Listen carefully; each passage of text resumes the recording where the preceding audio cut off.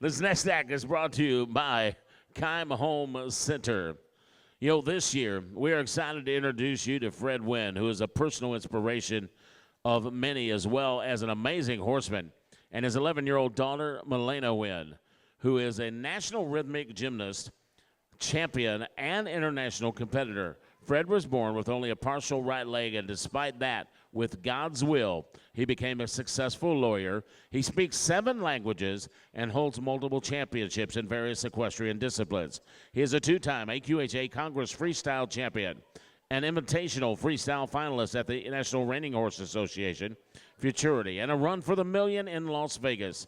He also won 5 times at the USA Reining Championship, at the USEF National Championship. Fred will be performing with his horse named Al Adiyat, meaning the war horse.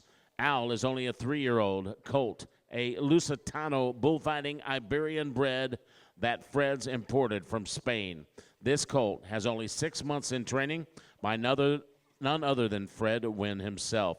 Fred whispers to his horse every time he rides, "When I need happiness, God gave me you." Ladies and gentlemen, please welcome Senor Fred Winn and Senorita Milena Winn performing the art of Spanish dressage.